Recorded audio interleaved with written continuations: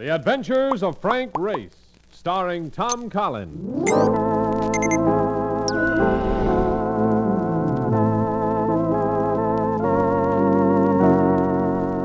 The war changed many things, the face of the earth and the people on it. Before the war, Frank Race worked as an attorney, but he traded his law books for the cloak and dagger of the OSS. And when it was over, his former life was over, too. Adventure had become his business. The Adventures of Frank Race.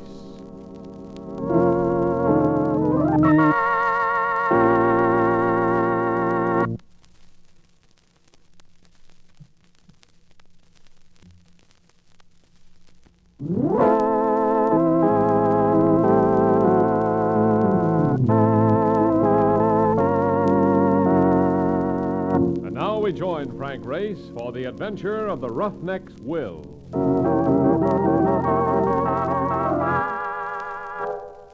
Sometime people come back to you through the years, people you used to know or work with. They come in unexpected phone calls or chance meetings on the street of some strange town. And some of them you want to see and some you hope you'll never see again. Jim Fallon was one of the former. We'd gone through law school together, played football together. And one night in 1943, we'd almost died together in a parachute jump behind Rommel's lines. So when Mark Donovan relayed Jim's call to me, I told him to ignore the red lights. I was full of the excitement that always comes from the thought of seeing an old friend or an old flame. There's a layout. Office suite 401 to 416. And look at the names on that door, will you? Fallon, Foster, Peabody, Morton, and LaRoche. Attorneys at law. Yes, Jim Fallon's come a long way, Mark. A guy has to come a long way when he spends every day working till 16 offices. Well, let's go in. No, not in there. He said you should come through the door marked 411, ignoring that it is marked private. Sounds top secret. Here's 411. Hello, Jim. Race. Oh, man, it's good to see you. You know Mark Donovan. We spoke on the phone. How are you? Hi. I understand you're having a little trouble, Jim. Race, this isn't little. I can brush any doubts out of your mind by mentioning the name of my problem. Martin Bayard Cullen. That could be serious. Wait a minute, that name sounds familiar. Who is he, Ray? Martin Bayard Cullen's an old man who avoids publicity. He can't avoid it altogether, though. It's hard to avoid it if you happen to be one of the 10 richest men in the world. Holy cow. We handle his legal business, Race. Since this morning, though, I've been wishing we didn't. He's kicking up his heels, huh? No. But somebody broke into this office last night. They opened Cullen's will. I want you to read the will, Race. He wrote it himself. And it's an invitation to murder. Is this it? Yes. Brief, isn't it? One paragraph. One paragraph, written with TNT. Go ahead, read it. It is my wish that my entire fortune pass into the hands of only one person. However, I list here the 4 persons who have been closest to me, with the provision that the entire estate go to the last one surviving. The last one surviving? Oh, brother. You know the 4 people named here, Jim? Yes, 2 of them are granddaughters of his wife by a former marriage. Cullen never had any children. Then they must be Joan and Leona Richards. Yes. And there's Carrie Bragg. She's been Cullen's nurse for the past 10 years. And the man, Bill Forsythe, is Cullen's secretary. And all any one of them has to do to become fabulously wealthy is murder the other 3. Mm-hmm. That kind of money has turned some pretty nice people into murderers, Race. Yes, it has. Now tell me, does Cullen know his will's been opened? Yes. I informed him immediately. I asked him to change the will at once and let it be known that it has been changed. But he won't do it, huh? Nope. And he told me not to call an investigator. But I can't hold still for that. I'd like to have a talk with Cullen. Will you clear a meeting? I'll try. I'll do it while you're driving up to his place. The estate is called Gray Acres. It's in Larchmont.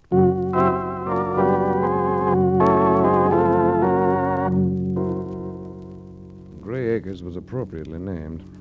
The house had the grim aspects of a medieval castle, and even the grass and trees seemed colorless and drab, despite the evidence of care. Martin Bayard Cullen matched the general atmosphere. Only his large, dark eyes glittered through a shriveled and pasty skin as he lay propped up by pillows. But when he spoke, his voice belied his 90 years. My orders to Fallon were quite precise. I want no investigation. I let you in so I could tell you that. Now get out. I'm not here in your behalf, Mr. Cullen. I just wanted to see what kind of a man it is who uses his fortune to try to influence murder. Since I'll be the first to be murdered if it does happen, it's still my affair. It's time for your medicine, Mr. Cullen. This is one of my heirs, Race. Or shall we say that Miss Bragg is a candidate? She doesn't seem to be out murdering anybody, but she is giving me medicine to drink. Someday it may not be exactly what the doctor ordered. Isn't that right, Miss Bragg? That's right, Mr. Cullen. She agrees with me, Race. See? Everybody agrees with an old man. Especially when he has millions they may get their claws on. Come on, Mark. Let's get out of here. Yeah. The medicine ain't the only thing that smells in this joint. Well, now there's a sweet old guy. Will you tell me how that prune with the lemon personality get to be rich, huh? Well, he started out as a roughneck on a drilling crew. Oil wildcat is. Now he's loaded. Oil and steel, bonds, stocks, cattle. You name it, he's got it. You seem pretty well informed about the old man, Race. Oh, hello, Forsyth. How'd the interview go? Not too well. You warned me. Hey, look, Forsyth, you're his secretary. Anybody been especially snoopy lately? Only me, frankly. I have my finger on all of the old man's affairs. You know about the will? I've always known about the will. You see, Race, I typed it.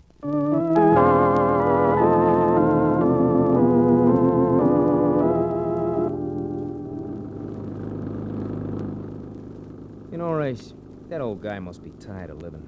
And at his age, I can understand him. At his age, a man can be tired of a lot of things, Marcus. But he can also be very determined. Like about what? About not wanting things investigated. There's been a blue convertible perched on our tail since we left the estate. Well, I will lose it, but quick. Now, let's play it the other way. Slow down, come to a stop at that billboard sign. Right. All right, get out. Pretend to be checking the tires. I get you. Here comes a car. It's slowing down. We gotta stop, though. Duck, Race, duck! Come on, Mark. Behind the side. They're backing up. Keep low. Now, you must have winged him. Car got out of control. He's hurt. Not badly. Let's follow him. Can't. Look, he nicked one of the tires on my heap. Oh, that's too bad. It was too dark to get the license number. I got all the numbers I need.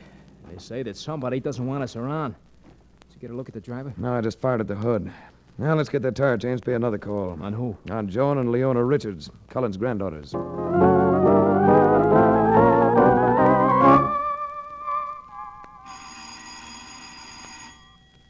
brother. If the dames which live here are related to that old moneybags, I will bet you we are about to come face to face with a couple of pigs. Remember, Marcus, they're only related by marriage. Yes? Yeah, my name is Frank Race. I'm an investigator working for your grandfather's attorney. Oh, won't you come in? I'm Leona Richards. The hallway was dim, and so was the room. But not so dim that you couldn't see the large eyes. Eyes that could reflect hurt easily. And they looked as though they made a habit of it. Except for that, her face was plain. But something about her said, if I ever come into your arms, you won't want to let me go. I'd offer you a drink or something, Mr. Race, but, well, the household budget won't stretch that far. Oh, I could run down and pick up a fish. Never mind, Mark. If my grandfather sent you to bring me back to Gray Acres, Mr. Race, I won't leave my sister. Saying that doesn't make you happy. I didn't know you'd lived at Gray Acres. We moved out 3 months ago. Why? Because my sister... Because her sister had reasons. And the reasons are nobody's business but mine. Another girl stood in the doorway to the bedroom. She looked like Leona, only she was beautiful, and her eyes were deep and dark, but hard as polished onyx. It was a few seconds before I realized that her left arm was hung in a sling. Joan, this is Mr. Race. I heard everything. What do you want?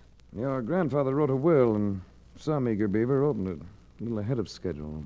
Light me a cigarette, Lona. All right. The terms of the will might place your life in danger. Your life and your sister's.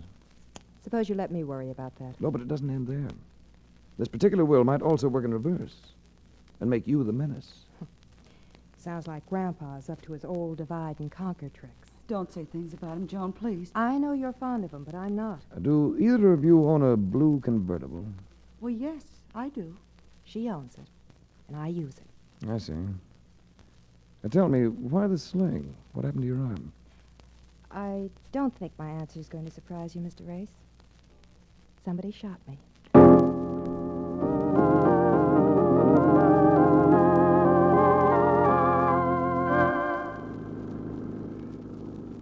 Look, Grace, what for are we going back to that mausoleum? I think it might be wise to hang around Gray Acres for a while.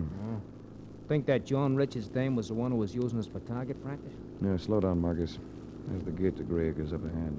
Oh, there's more than a gate there, Race. There's a guy with a shotgun blocking the road. Now, you stay in the car. I'll talk to him. Put your hands up there. They're up. Who are you? What you want? My name's Race. I'm working for Mr. Cullen's attorneys. Oh, yeah. Told me you was here earlier today. I'm Blair. Tom Blair. Old man Cullen hired me to guard the property. Cullen hired you? Yeah. Used to work for him before, you know. Whenever there's trouble, he sends for Blair. Well, do you have orders not to let me through this gate? Well, I use my own judgment. Cullen's got a lot of faith in my judgment. Well, do I pass or do I make camp out here on the road? Who is it, Blair? Oh, Mr. Forsythe. It's that investigating fella. Oh. Hello, Race. I thought I'd come back, just in case. Yes, I had a hunch you would. I have a room prepared for you and your friend. You letting men, Mr. Forsythe? Have any objections, Blair? Me? Why should I? I was just wondering, that's all. I'll drive up with you, Race. There's space for your car in the garage.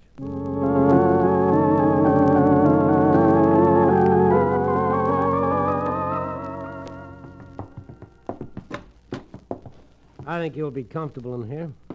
Holy smokes. Ali Can would be comfortable in this joint. Even without Rita. What a room. Yeah, before you go, Forsyth, I've got a question. Fire away. Was Joan Richards here this afternoon when I was here? No, she wasn't. But Leona was. Driving a blue convertible? Well, yes. It was a present from her grandfather last Christmas. A matter of fact, I got one too, Race. And so did Mrs. Bragg, the nurse. You mean there were three of them? That's right, 3 of them. Good night. 3 convertibles, all identical. I thought about it. And after we turned in, I dreamed about it. Leona had been here, but Joan was the one who'd been shot. I twisted fitfully and seemed to doze off finally. Then Holy cow, Race, what was that? somebody screamed. Come on.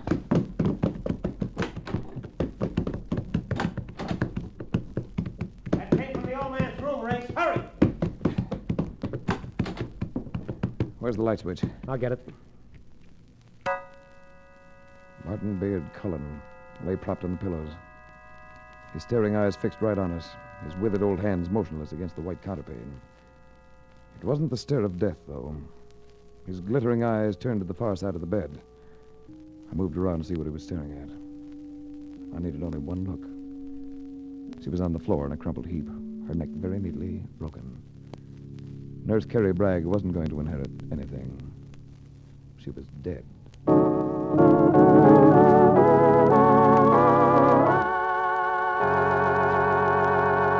We'll return to the adventures of Frank Race in just about 1 minute.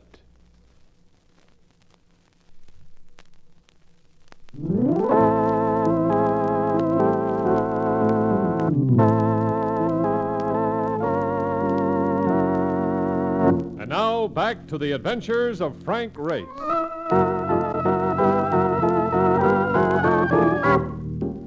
The murder of Nurse Carrie Bragg narrowed the field of Cullen's potential heirs to 3. Leona and Joan Richards and Bill Forsythe. Which meant that 2 more of them had to die before there was any payoff. I sent Mark into town to get a few answers from Jim Fallon at his law office. And I started for a stroll around the grounds when... No telling where the shot had come from. I dived behind a hedge, flushing some birds. I caught a wisp of smoke coming from a clump of trees near the ivy-covered wall. Got off a wild shot in return. Hey! Who's shooting there? You should know. You started it. That you, Race? Yes. Well, this is me here, Blair. I knew it wasn't Gregory Peck. You crazy man, what you shooting at me for? I wasn't shooting at you until you tried to pick me off with that rifle. Come out of those trees with your hands up. Man, I wasn't shooting at you. You clipped the top of the hedge as soon as I dove into it. Well, I didn't even say you. I was just shooting the blue jays. Here, I'll come out holding the gun over my head. What makes you so hot about blue jays, Blair? Oh, they're bad, man, bad. Get in the chicken coops, suck the eggs dry, you know. There aren't any chicken coops here. Well, I guess I just got the habit from down home. Maybe yes, maybe no.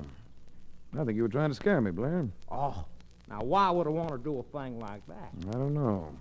But whether it's me or a bunch of innocent birds you're after, take a tip. Make your first shot count the next time you start playing this game. Because next time, I won't miss.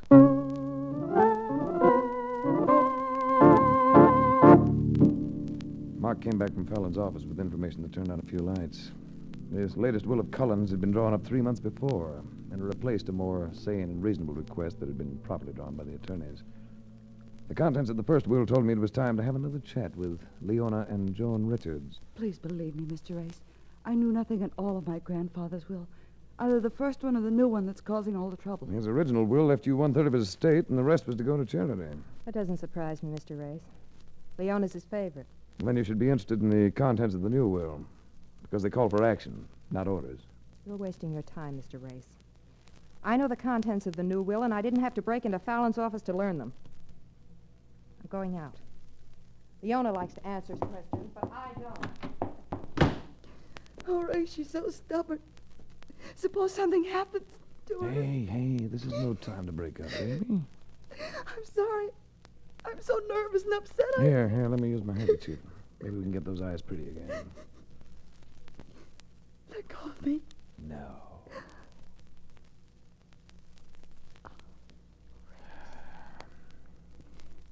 Do you know that? That's the first time a man ever kissed me. Well, if you can do that without practice, you'll be murdered next time round. You don't believe me, do you? Should I? It's true. I've never danced. I've never had a date, and I'm 24. Now go ahead and laugh at me. If you mean that, I'm not laughing. Grandfather never thought that any man was good enough for us. That's why Joan's angry with him. That's why we left Gray Acres after he found out that... Go ahead. I can't. What did your grandfather find out about John? Maybe important. I can't tell you. I can't, that's all. All right, baby. It's your secret and you can keep it. I only hope it doesn't cost you your life.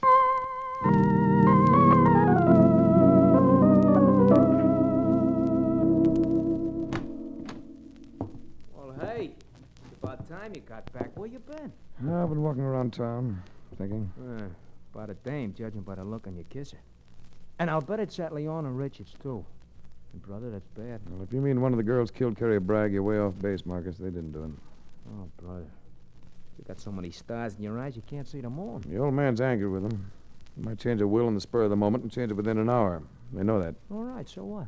So if either of them intended to latch onto the whole fortune, they'd have killed Cullen first to make sure the will isn't changed. Oh, wait a minute. That makes sense. With that Bragg dame dead, that only leaves one guy. Yes. That leaves Bill Forsythe, Cullen's secretary. Let's go in and have a talk with him. Well, okay. Which is his room? Well, this is the one he came out of last night. Forsythe! Maybe he's in the library. That's where he works, you know. Yeah, we'll see later. Meanwhile, let's have a look around in here. Hey, what are we looking for? I don't really know, Marcus. You go through that bureau, and I'll take the writing desk here. Okay. Oh, very neat person, Bill Forsythe. Everything in order. Yeah. Hey, he wears nylon shorts, too. Look. Imagine me in these things. Now, never mind that. Keep going. You may come in. Don't seem to be anything but clothes in here. I guess it... Hey, look at this. What is it? Framed picture of Joan Richards in a bathing suit. That babe should wear tighter dresses. This I never know. Now, look at the inscription down on the corner. Huh? Oh, I didn't notice it. No, you wouldn't. To Bill with all my love, now and forever. Joan. Wait a minute. There's something else under the guy's pajamas. A couple of letters. Hey, listen to this. Darling, Miss Bragg says the doctor gave grandfather a sedative. I can meet you tonight, usual place. Is it signed? No. It must be Joan. Put everything back. But does it mean something? It means plenty. Old man Cullum found out about Joan and Bill Forsythe, and he knows that Kerry Bragg was helping them. So he set up the will to start them knocking each other off. I'm afraid that's it. Are you going to look around anymore? I'm just in the closets. I want to find out if Forsythe has any weapons hidden around. You take that one, I'll take this one. Race. Race, come here. What is it? Oh, brother. It's Forsythe. He's been hanged. For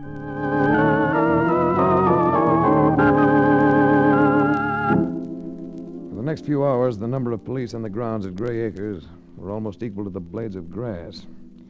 I cleared permission and took Mark into town for a visit to the morgue. Only it was a newspaper morgue. Look, Chum, look, I've read the newspapers for the past 10 years, and my thumb is worn out turning the pages. Keep going. All right, but what are you looking? Just the items Dateline Texas. If it comes up, you'll know it. Nothing ever happens in Texas except an occasional murder like this one, eh? What is it? Old stuff. Happened 8 years ago. In the oil fields, a wildcatter killed in a gunfight by a guy...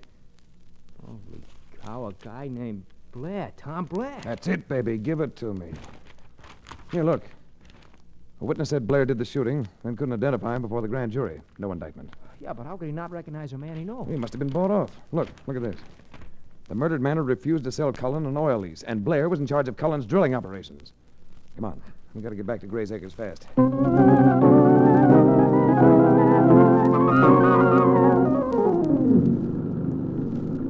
look. The garage is all lit up. And there's Blair and one of the maids. Now we're carrying somebody. Hurry.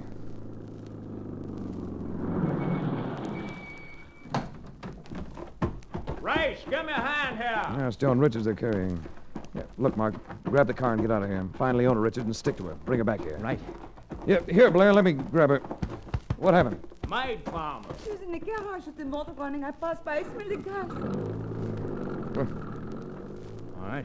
Put her down here. I'm afraid you're dead, Race. Yes, I'm afraid she is. Oh, poor Mademoiselle John. Does Cullen know about this? Well, now, how could he know, man? We just hauled her out this minute. I think I'll go tell him. Well, he sure will bust it up. Yes, he sure will.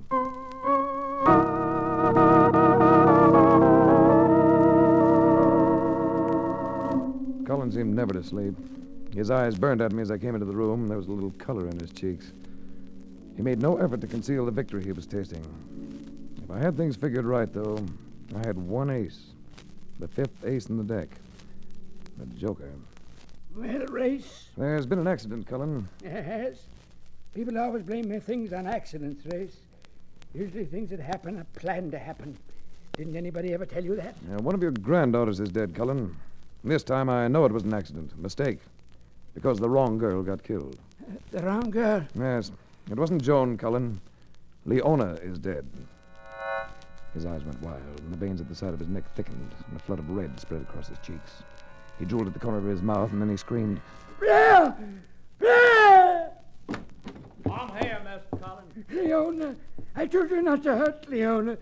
You were supposed to kill Joan and the others. Shut up, you old fool. That's all I wanted, Cullen. He did kill Joan. Leona's safe. Why? Oh, Leona. Leona. I'm afraid you've been too smart, Ray. He moved toward me, a drilling roughneck, squat and solid. I fought tough men, but not as tough as this one. His hands were as hard as a diamond drill. I'm going to freak you. I had to keep him off, but no matter how hard I hit him, he kept closing in. I finally got his hands on my throat. Now, Race, I'm gonna kill you. Struggled and twisted, but it was no good. Suddenly, I got tired and blacked out.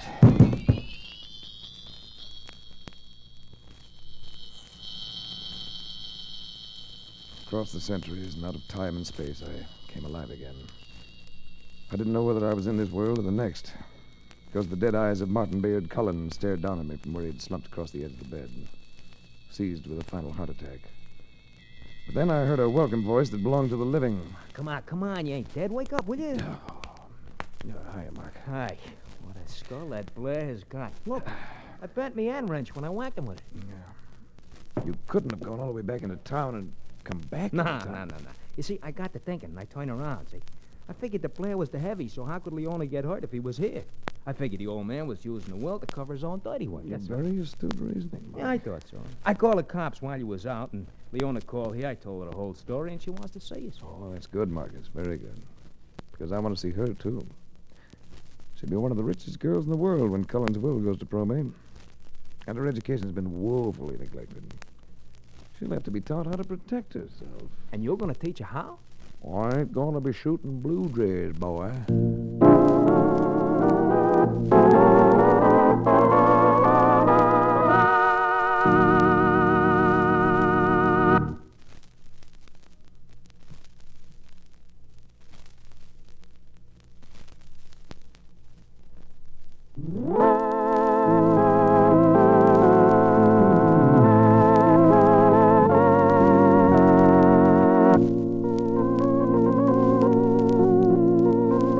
The Adventures of Frank Race, starring Tom Collins with Tony Barrett as Mark Donovan, comes to you from Hollywood. Others heard in tonight's cast were Gloria Blondell, Frank Lovejoy, Michael Ann Barrett, and Wilms Herbert. This series is written and directed by Buckley Angel and Joel Murcott. The music is composed and played by Ivan Ditmars. Be sure to be with us again at the same time next week for another dramatic chapter in the Adventures of Frank Race. Art Gilmore speaking. This is a Bruce Ells production.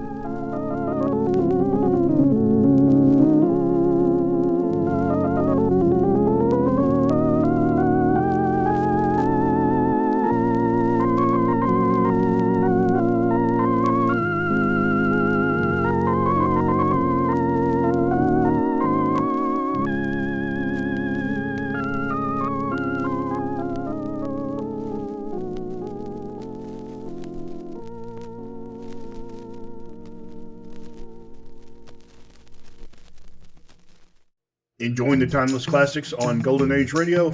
If you're loving the nostalgia and captivating stories, consider supporting our channel with a tip. Your generosity helps us continue bringing you the best of vintage radio entertainment. Simply click on the link in the description. Thank you for being part of our community. Lost in Brazil invites you on an unforgettable journey where every moment is an adventure waiting to be discovered. Join us as we uncover the soul of Brazil, one incredible experience at a time.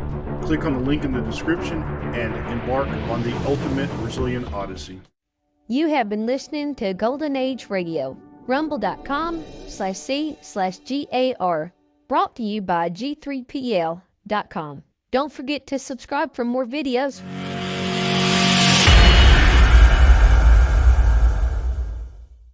I would like to extend my sincere gratitude to Old Time Radio Research Group for their remarkable efforts in preserving and archiving the captivating world of old-time radio programs.